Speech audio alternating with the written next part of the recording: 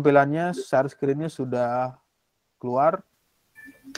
Judulnya itu ini ya, The White Set Covering Problem Combined to Computational Fluid Dynamics for Optimization of Gas Detector ya. Bisa dimulai untuk melakukan presentasi atau wabarakatuh. Perkenalkan, nama saya Yahya dengan NIM 20103111052. Pada kesempatan kali ini saya akan mereview jurnal dengan judul The Wayset Covering Problem Combined to Computational Fluid Dynamics for Optimization of Gas Detector. Nah, jadi pada jurnal ini mereka nulis membahas tentang optimasi dari detektor gas dengan problem Wayset Covering yang digabungkan dengan CFD. Nah, oke. Lanjut untuk latar belakang. Nah, latar belakangnya ini adalah ledakan gas merupakan perhatian utama dalam industri kimia. Nah, ledakan ini itu sering terjadi karena pelepasan bahan yang mudah terbakar bercampur dengan udara yang mengarah ke campuran sehingga mengakibatkan munculnya ledakan yang tidak disengaja. Nah, pelepasan gas yang tidak disengaja ini enggak hanya pada bahan yang mudah terbakar, ternyata bisa dengan gas yang beracun juga dan akan menyebabkan masalah lain juga yang sama-sama memprihatinkan. Nah, salah satu cara untuk meminimalkan risiko masalah ini itu dengan mendeteksi pelepasan yang tidak disengaja dengan cepat. Salah satu masalahnya itu adalah dari detektor gasnya adalah jumlah dari detektor gas itu sendiri dan penempatan masing-masing detektor gas yang efektif ketika terjadi pelepasan gas. Selain itu, terpikirkan juga bagaimana cara untuk melindungi seluruh area dengan jumlah detektor gas yang optimal. Nah, beberapa penelitian dari peneliti terdahulu itu telah dilakukan, mulai dari mengevaluasi jaringan detektor gas berdasarkan simulasi eksperimental, pelepasan gas bertekanan tinggi lepas pantai, lalu ada yang memperhitungkan skenario dispersi gas menggunakan simulasi CFD, ada yang menerapkan simulasi multi-objektif dan menyelidiki keseimbangan antara efisiensi deteksi dan biaya yang diperlukan oleh detektor, serta memperkirakan jarak detektor gas berdasarkan pendekatan risiko. Nah, selanjutnya ada metode penelitian yang digunakan oleh penulis. Nah, jadi metode penelitian yang digunakan oleh penulis ini dibagi menjadi dua bagian. Bagian pertama ini membahas pemodelan optimasi dan bagian kedua membahas pemodelan numerik dispersi gas menggunakan CFD. Nah, untuk bagian yang gambar kiri ini merupakan pemodelan ya untuk bagian pertama yakni pemodelan optimasinya. Nah, pemodelan optimasi ini untuk penulisnya menggunakan perangkat lunak yang namanya Optimi. Nah, pemodelan ini tuh bertujuan untuk menentukan jumlah minimal detektor gas yang memastikan tercakupnya area dan memperhitungkan pembobotan fungsi objektif. Bobot ini berkaitan dengan kemungkinan kebocoran gas dan lokasinya masing-masing yang harus dilindungi. Nah, lalu untuk yang gambar di kanan ini merupakan merupakan pemodelan numerik dispersi gas yang menggunakan CFD. Nah, untuk simulasi CFD ini penulis menggunakan ANSYS CFX18. Nah, rangkaian simulasi ini memperhitungkan titik penyelidikan di lokasi yang sama dari detektor gas yang akan dihitung dengan pendekatan optimasi untuk mengevaluasi waktu deteksi dari detektor gasnya. Nah, untuk selengkapnya akan dilanjutkan di slide berikutnya. Nah, jadi untuk slide yang sekarang ini merupakan pemodelan CFD-nya. Nah, jadi pemodelan CFD-nya ini terdiri dari pemodelan geometri, meshing, dan hasil yang dipilihnya. Nah, untuk hasil dispersi gas yang telah digunakan untuk menghitung ukuran mesh optimasi. Nah, penulis ini mereka mempertimbangkan 5 arah kebocoran dan 8 arah mata angin. Nah, di antara semua simulasi di setiap set, penulis memilih satu simulasi yang memperhitungkan kekhususan set yang akan dibahas di bagian CFD. Menjadi 3, yang pertama ini adalah geometrinya, pembuatan geometri dulu. Nah, untuk pembuatan geometrinya ini, mereka bangun di ANSYS Design Modeler. Nah, penulis ini mempertimbangkan modul proses kimia khas dengan 1 silinder yang meniru pertukaran panas di dek bawah dan 2 silinder lebih besar di dek atas, seperti pada gambar yang kiri. Ya, jadi gambar yang kiri ini merupakan model geometrinya. Lanjut. Nah, untuk yang bagian kedua ini adalah meshing, yakni diskritisasi numeriknya. Nah, meshing ini mereka para penulis itu menggunakan ANSYS meshing 19.2. Nah, lalu pada meshingnya ini mereka menggunakan elemen tetrahedron yang dipertimbangkan untuk menangkap detail dari geometri. Nah, ukuran elemennya ini mereka atur sebesar 0,9 meter dan tingkat pertumbuhannya itu ditetapkan sebesar 20% dengan ukuran maksimumnya 1 meter. Nah, untuk leluh yang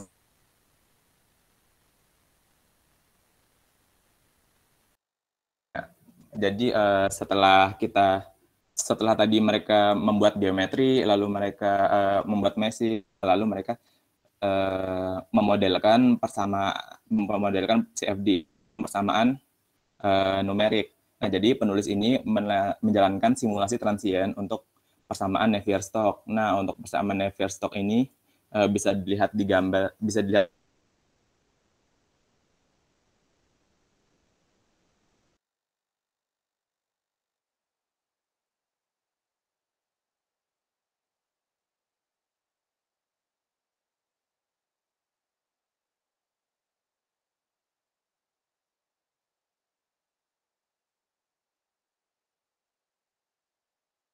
energi turbulen jika sesuai. Nah, tau P ini adalah koefisien transport dari suku difusi dan S adalah suku sumber. Nah, ada di sini tuh ada efek daya apung yang telah dipertimbangkan dan skema numerik orde kedua yang sudah ditetapkan jika sesuai dan dibutuhkan pada simulasi ini.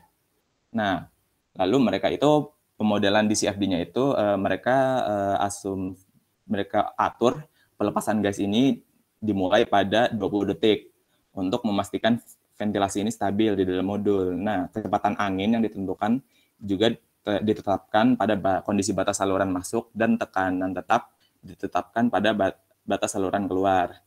Di tempat lain, kondisi non-slip diterapkan. Nah, di gambar yang kanan ini bisa dilihat bahwa untuk modulnya ini kan yang di tengah ini yang kotak hitam, lalu untuk meshingnya itu dia mengelilingi modul, jadi meshing ini ukurannya lebih besar daripada modul. Lalu untuk domain komputasinya itu merupakan lingkungan di sekitar mesh-nya ini. Nah, ini mereka asumsikan untuk ada udara masuk melewati satu sisi dan keluar di 3 sisi lainnya. Selanjutnya ini adalah hasil dari CFD. Nah, untuk semua simulasi kan tadi penulis itu menetapkan kecepatan anginnya itu sebesar 4 meter per second dan laju kebocoran gas ini sebesar 0,25 kg per second. Nah, di sini tuh terlihat gambar nih untuk simulasi CFD-nya. Jadi untuk gambar yang di kiri ini merupakan hasil simulasi untuk kebocoran gas ke arah Z positif dan angin yang berhembus ke arah utara. Nah, ini tuh mereka lambangkan dengan percobaan simulasi ketiga. Ini itu yang kiri ini merupakan tampak atas dan yang kanan ini merupakan tampak samping. Nah, untuk gambar yang kanan ini simulasi yang berbeda ya, arahnya berbeda. Untuk kebocoran gasnya ini mengarah ke Z negatif dan ke arah barat. Mereka simbolkan dengan simulasi ke-9. Selanjutnya ada hasil simulasi untuk kebocoran gas ke arah Y negatif dan angin berhembus ke arah barat. Ini untuk simulasi ke-17 mereka. Lalu untuk simulasi ke-25 yang merupakan hasil simulasi untuk kebocoran gas ke arah Y positif dan angin yang berhembus ke arah barat. Nah, lalu sampel yang terakhir adalah simulasi 33, yakni hasil simulasi untuk kebocoran gas ke arah X negatif dan angin berhembus ke arah barat.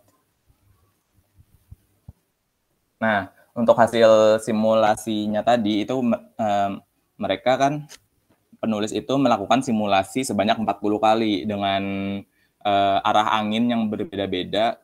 Jadi untuk 8 arah mata angin dan untuk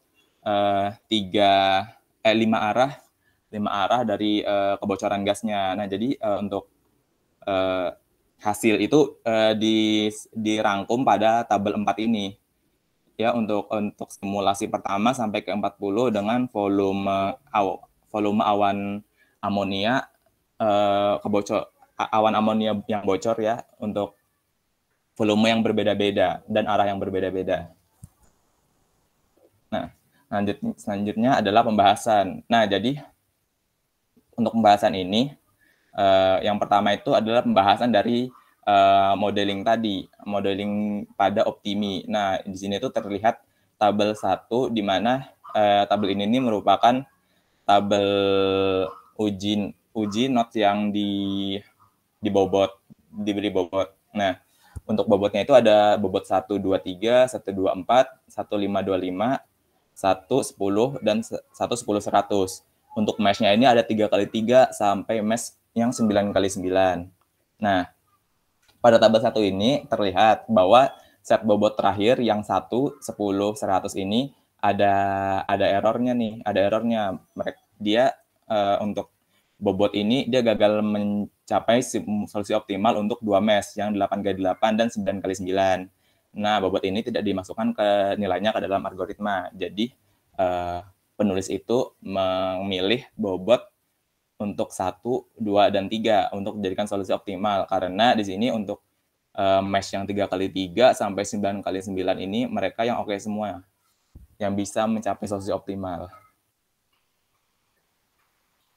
Nah, selanjutnya untuk tabel 2. Nah, tabel 2 ini menunjukkan jumlah detektor gas pada area 2 dimensi di zona yang berbahayanya.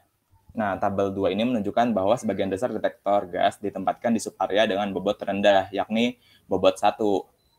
Nah, ini kan di bobot 1 terlihat nih yang paling tinggi di antara yang lain. Ya, di sini 55%, di sini 50%, dan seterusnya. Nah, teman ini sejalan dengan sifat fungsi objektif, sehingga algoritma mencari set solusi optimal yang mendukung variabel dikalikan dengan bobot terendah. Nah, untuk tabel 3 ini sama dengan tabel 2. Cuman bedanya yang tabel 3 ini untuk area yang 3 dimensi. Nah, untuk membandingkan dampak bobot pada jumlah optimal detektor gas, penulis memplot jumlah detektor sebagai fungsi dari jumlah subarea untuk kasus 2 dimensi. Nah, jumlah optimal detektor ini meningkat ketika bobot diberikan ke subarea. Jadi misalnya kalau jumlah optimal detektornya misalnya kalau tidak dikasih bobot itu sekian, misalnya 20.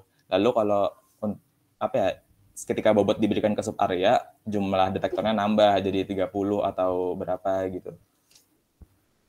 Nah, selanjutnya ada modul proses kimianya. Jadi untuk prosesnya ini kan dilakukan 2 simulasi optimasi. Ya, yang dilakukan satu simulasi ini tidak menetapkan bobot ke fungsi objektif, dan simulasi yang kedua itu menetapkan bobot ke fungsi objektif. Nah, untuk gambar yang kiri ini, yang paling kiri itu merupakan mesh dengan detektor tapi tidak menetapkan bobot. Nah, kalau yang di tengah ini mesh-nya sudah menetapkan bobot ke fungsi objektifnya. Dari sini itu bisa dilihat bahwa yang di grafik kanan ini bisa dilihat perbandingan antara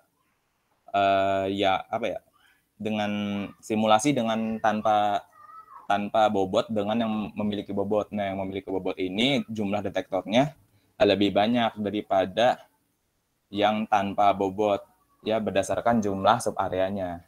Distribusi optimal detektor gas untuk kasus di mana bobot ditetapkan ke fungsi objektif itu ternyata membutuhkan 34 detektor untuk melindungi secara penuh dari atas dari kebocoran gas yang tidak disengaja. Sedangkan untuk kasus di mana bobot tidak ditetapkan ke fungsi objektif itu membutuhkan lebih sedikit detektor gas, yakni 21.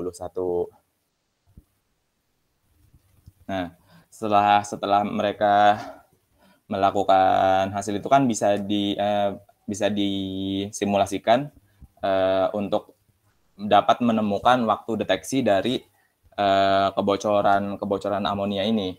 Nah, di sini ada dua grafik.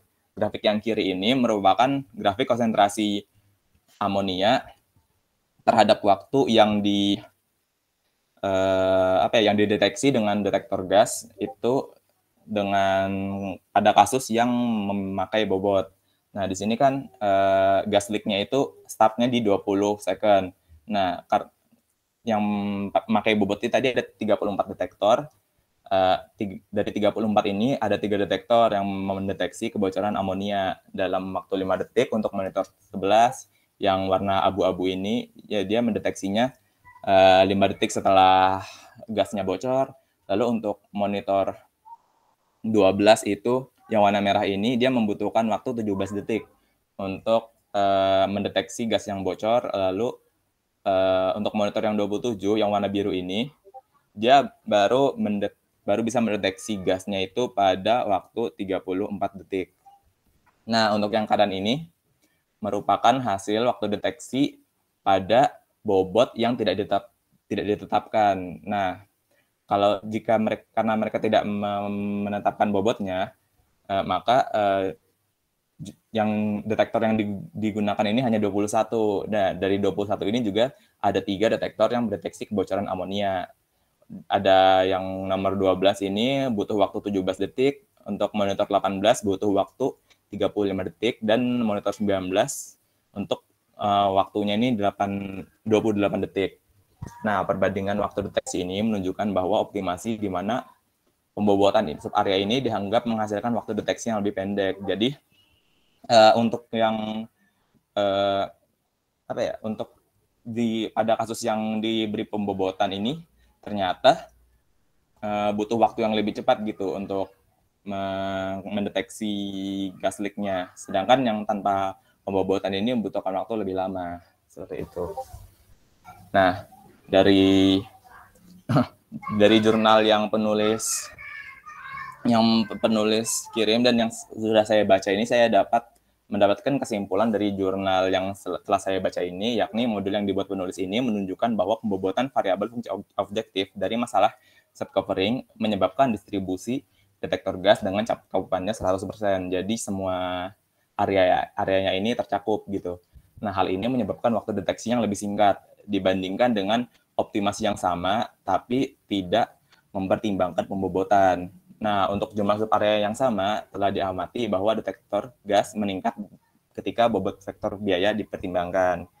Nah, yang terakhir, metode yang diusulkan oleh penulis dapat dikombinasikan dengan analisis frekuensi kebocoran dan distribusi masing-masing pada proses kimia untuk meningkatkan waktu deteksi dan keamanan di lingkungan industri.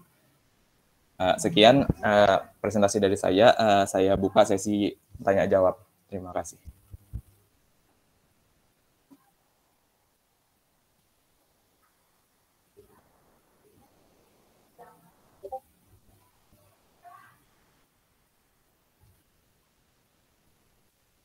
Apakah ada yang ingin bertanya?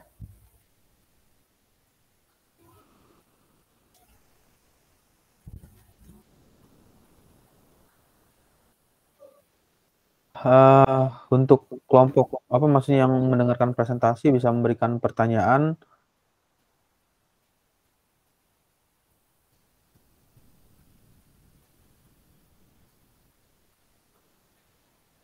Baik Pak, sudah rancang pertanyaannya Pak. Ya, silakan Mas Frans ya.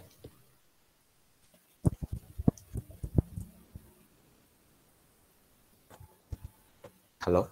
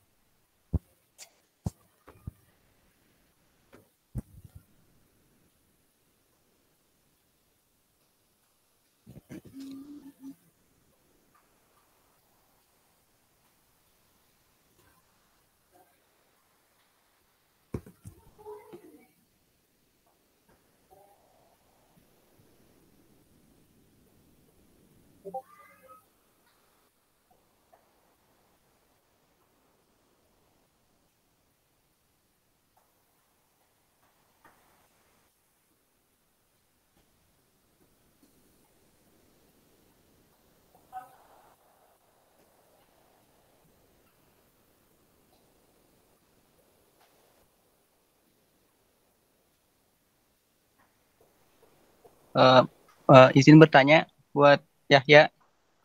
Iya, silakan. Saya mau perkenalkan dulu, nama saya Franz dengan NIM 20103110167. Saya mau nanya, untuk yang bagian permodelan optimasi yang tadi itu kan dijelaskan kayak optimi gitu ya. Nah, cara penulis memodelkannya itu sebenarnya seperti apa ya? Sekian pertanyaan dari saya. Terima kasih. Jadi pertanyaannya itu adalah bagaimana cara memodelkan di optimasinya gitu ya. Nah, jadi dari yang saya baca itu pemodelan optimi itu mereka para penulis ini melakukan untuk menemukan jumlah minimal detektor gasnya yang memastikan tercakupnya area dan memperhitungkan pembobotan fungsi objektif dan fungsi objektif dengan menggunakan persamaan matematika. Nah, kan sudah pertama itu mereka pada penulisnya itu kan habis memperhitungkan, area yang dilindungi ini dibagi-bagi nih menjadi berapa sub area. Jadi kan tadi pertama mereka buat pemodelan, terus habis itu mereka bagi-bagi nih. Nah, setelah mereka bagi-bagi beberapa sub area, nah ini mereka memberikan beberapa set bobot yang berbeda-beda di titik pada mesh tadi yang sudah dibagi-bagi itu. Nah, itu mereka membagi set-setnya ini menurut frekuensi dari kebocoran gasnya. Nah, lalu setelah set bobotnya ini dipilih, nah area proses ini dibagi menjadi 4 wilayah. Nah, 4 wilayahnya ini mengikuti kemunculan kebocoran yang tidak disengaja. Nah, seperti yang bisa dilihat di sini tadi, nah di sini tuh dia bakalan ada kebocoran yang tidak disengaja gitu.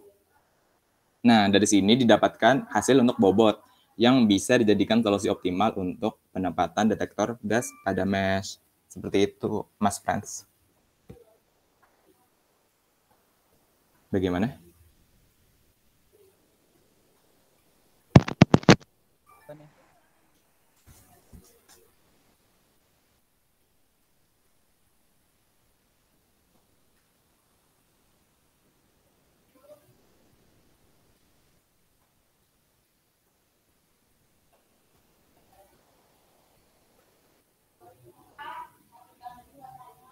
Oke.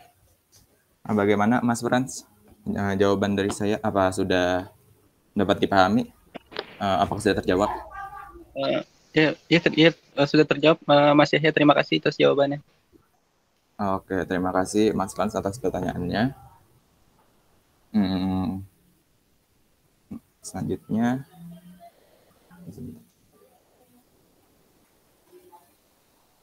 oke. Ini ada pertanyaan dari Bang Raihan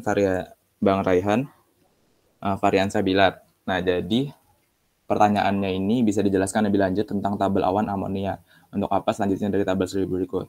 Oke, yang dimaksud dengan tabel awan amonia itu yang ini mungkin ya, yang tabel 4 ini. Nah, jadi untuk yang tabel 4 ini, jadi tabel 4 ini kan merupakan tabel awan amonia. Nah, dari tabel 4 ini kan menunjukkan bahwa volume awan bervariasi dari arah angin. Volume awan ini bervariasi dari arah angin dan arah kebocorannya. Nah, parameter penting lainnya saat menghitung volume awan ini adalah kecepatan angin. Nah, untuk kecepatan anginnya ini kan pada analisis yang penulis lakukan itu, kecepatannya itu kan mereka tidak mempertimbangkan variasi kecepatan angin. Jadi karena mereka itu berfokus pada metodologi optimasi daripada studi kasus. Nah, jadi mereka itu mengasumsikan kecepatan anginnya ini tetap rata-rata kecepatan anginnya itu sebesar 4 meter per sekon. Nah, jadi di antara semua simulasi ini, kan ini ada 40 simulasi nih. Nah, jadi untuk apa tabel ini? Jadi setelah kita lihat ini simulasi ini, nah ini kan volumenya berbeda-beda nih. Nah, para penulis ini memilih awan yang terkecil untuk menghitung panjang karakteristik dari mass pengoptimalan. Nah, jadi bisa dilihat nih untuk awan terkecil itu di sini sebesar awan terkecil adalah 225,8 meter per second. Maaf, 225,8 meter kubik. Yang ini ya, yang simulasi ke-25 dengan arah angin ke barat dan arah bocornya itu mengarah ke Y+. Ya. Nah, jadi kan mereka ini berhipotesis bahwa jika awan terkecil dari awan ini mereka untuk bahasanya itu dari awan terkecil ini digunakan sebagai patokan gitu. Untuk jadi ini awan terkecilnya sebesar itu tadi 225,8 meter kubik. Nah, ini akan di-set pada pendetektor gas sehingga misalnya kalau awan yang tadi itu yang paling kecil itu terdeteksi sama detektor gas, maka awan lain yang lebih besar ukurannya itu pasti akan terdeteksi juga oleh pendeteksi gas yang lain. Seperti itu, Bang Raihan.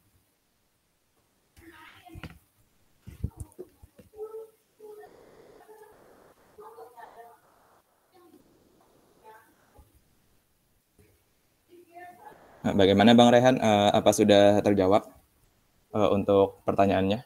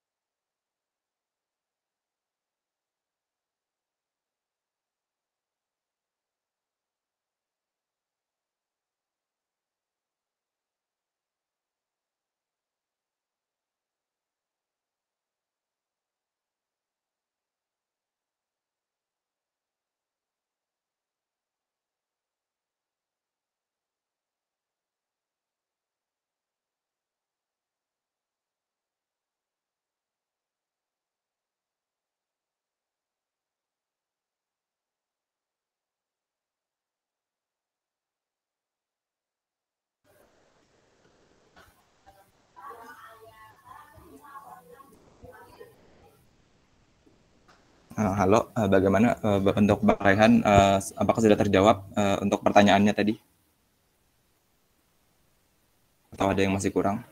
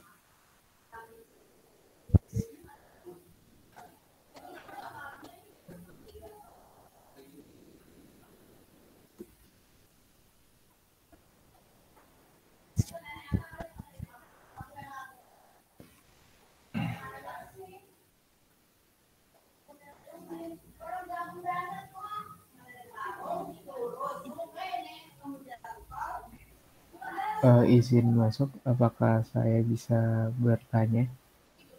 Ya, silakan, Mas Jovi. Oke, jadi nama saya Christian Jovi Dananta, dengan NIM 20103111057. Oh ya, boleh lihat PPT slide PPT-nya tadi nggak? Sebentar. PPT yang mana ya? Boleh dibukain satu-satu nggak dari awal? Di awal. Ini. Bisa langsung ke slide ke 6. Yang ini? Iya. Dan slide ke 7 bisa? Slide ke 7, 6, dan 7 ya? Iya. Oke. Oh, oke. Jadi pertanyaannya saya gini. Coba tadi slide ke 6-nya lagi. Oh ya. Ini. Oh ya. Tadi kan di slide ke-6 dan slide ke-7 itu ya, ada simulasi 9 dan satu lagi ada 3 simulasi kan ya. Yang di slide ke-7 itu kelihatannya itu sama atau gimana ya? Kalau misalnya sama, apa yang membuat itu bisa sama, atau kalau misalnya berbeda gimana gitu loh. Jadi simpelnya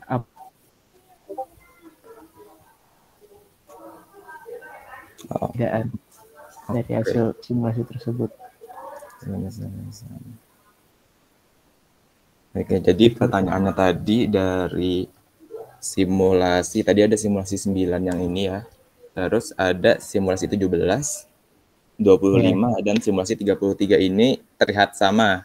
Nah, kalau misalnya sama itu, kenapa? Apa yang membuat dia sama ya? Ya, kalau misalnya berbeda tuh kenapa juga gitu. Jadi secara singkatnya apakah tuh sama atau terdapat perbedaan gitu. Oh iya. Baik.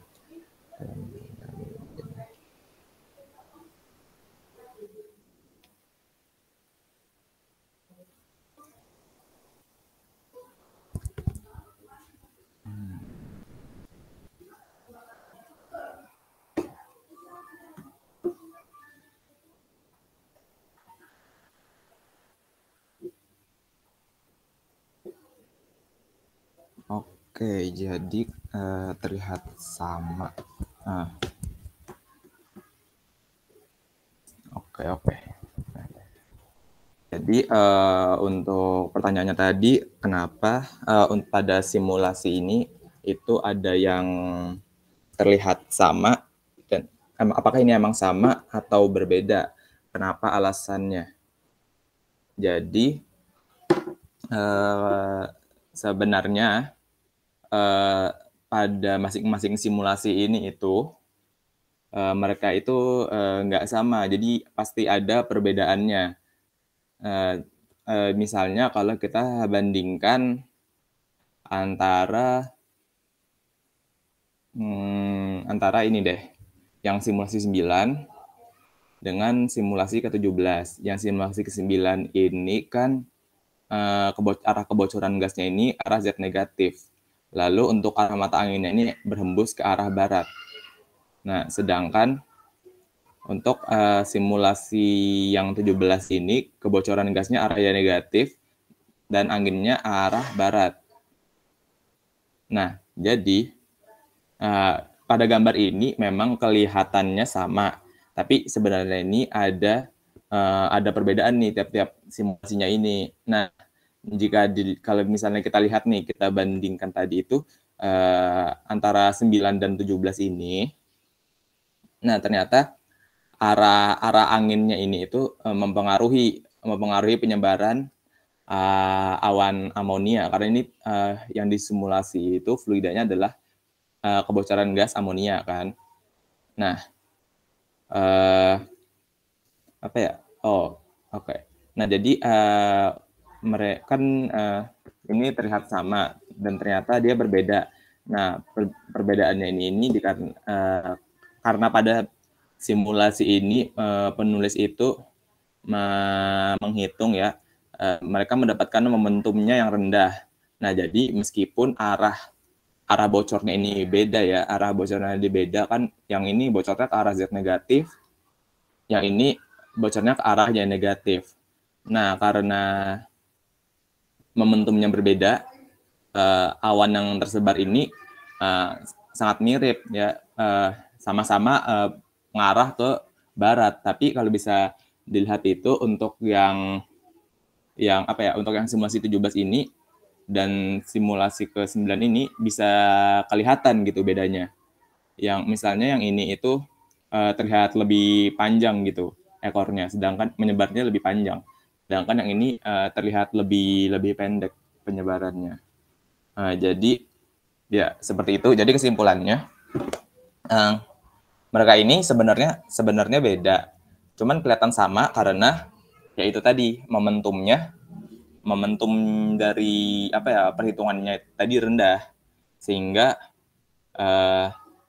meskipun arah bocornya ini nggak sama, dia tetap kelihatan mirip gitu. Jadi ya mungkin pada aktual dan simulasi ini akan berbeda. Jadi seperti itu, Mas Jopi.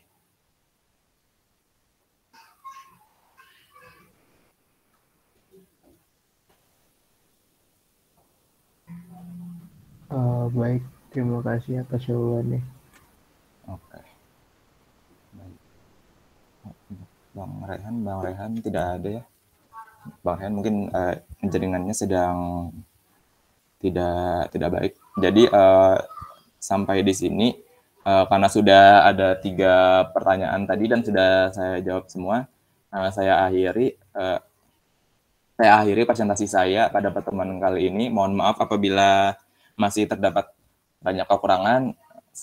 Assalamualaikum warahmatullahi wabarakatuh.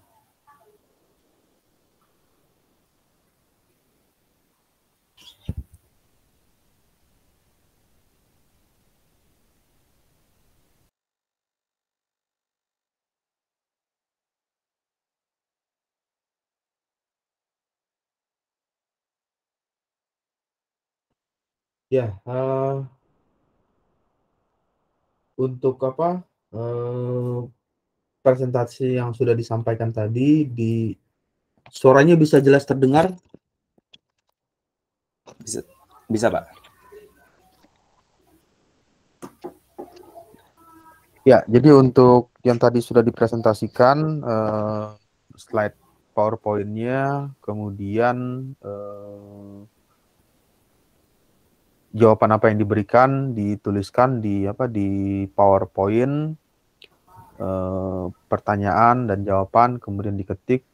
Nanti setelah lengkap baru nanti dikirimkan. Nanti karena Edmodo ini akan berakhir di 22 September ya.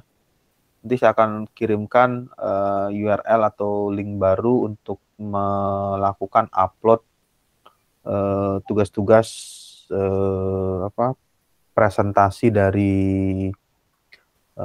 tugas presentasi review jurnalnya. Ya, saya akan lanjutkan lagi sedikit materi mengenai yang tadi, kelanjutan dari cerita